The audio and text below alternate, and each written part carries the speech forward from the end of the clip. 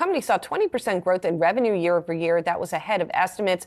Lightspeed develops software that assists small and medium-sized businesses in industries like golf, restaurants, hospitality, retail, with point-of-sale and software solutions. So what can this tell us about the state of the hospitality sector and the consumer? Let's bring in JP Chauvet. He is Lightspeed CEO to talk more about this. JP, it's great to see you. Let's talk first of all about what you saw in your business during the quarter here. I know you saw an increase in your gross transaction volume here, and I'm just curious your big picture read on what you were seeing amongst your clients.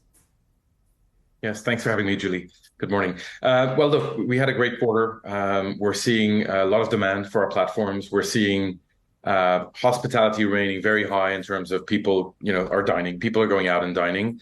And we're also seeing certain verticals in retail do well, especially, luxury apparel, jewelry. So it's been a good quarter for us. And we're very happy because we saw GPV, which is our payments volume, grow 54% year over year. So a very strong quarter. And what we're seeing for now is our strategy to go after the more established merchants is paying off. I'm curious, JP, because you guys have a lot of insight into spending trends, average ticket, traffic, et cetera. If you are seeing any changes on the margins, particularly because some of your clients are higher end luxury, as you say, are we seeing people change their spending decisions at all right now? Yeah, I think, and when we were in New York together, we talked about it a lot. Cost of labor is going up. Mm-hmm. Wages are going up. Cost of goods are going up. So we're seeing that margins are tightening.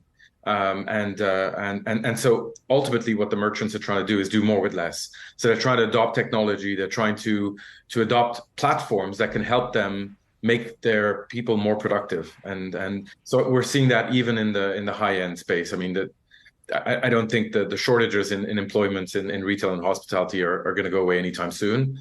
So yeah, and I think that's why we've seen a lot of demand for our platforms in this quarter.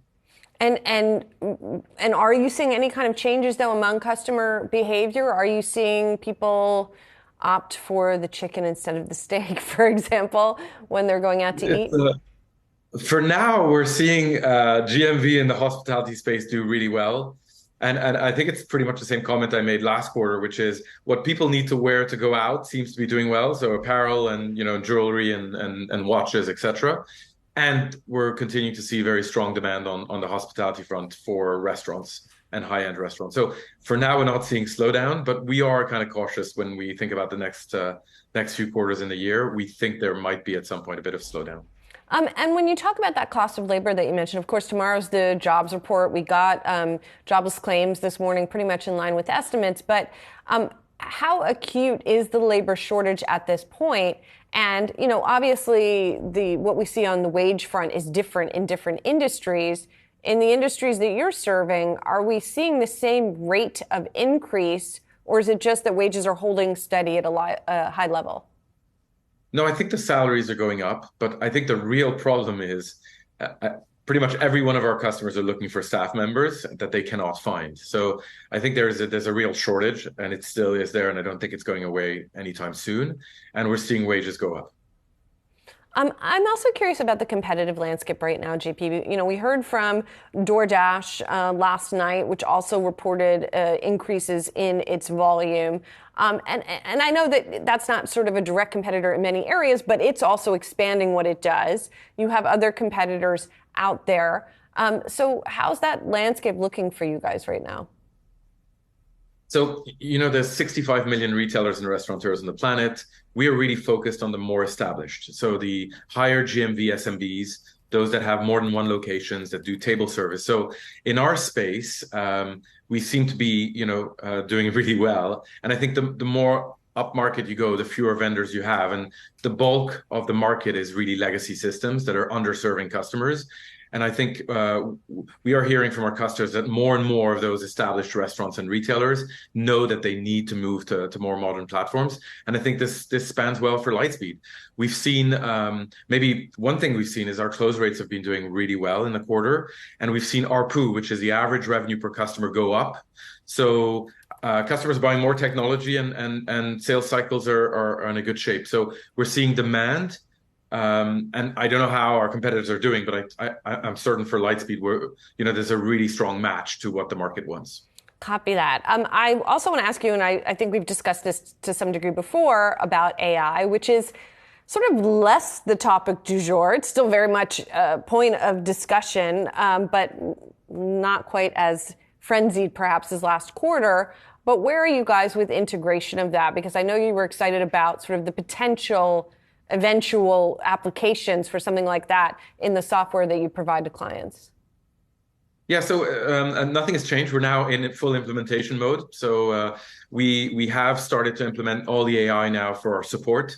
So optimizing support, and I think that's great because the cost to serve is going down. And actually, if you look at NPS, or satisfaction rate of our customers is going up. So that's a good thing. We're using a lot of AI now in our development teams, and we can gain 20. I mean, the numbers I heard from our CTO is 25% productivity gains when we implement AI well for developers. So that's pretty outstanding for us. And again, this tells us we can do more with less.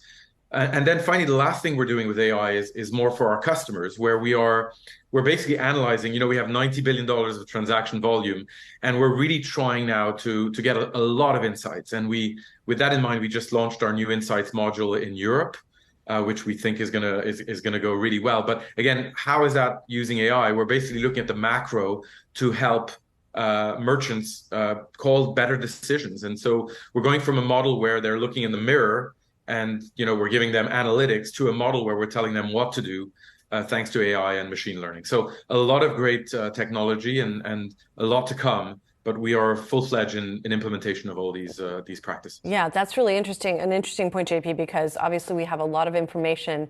The question is what to do with it. So that's helping answer that question. It sounds like JP Chauvet is Lightspeed CEO. Thank you so much. Appreciate it. Thanks for having me, Julie. Take care.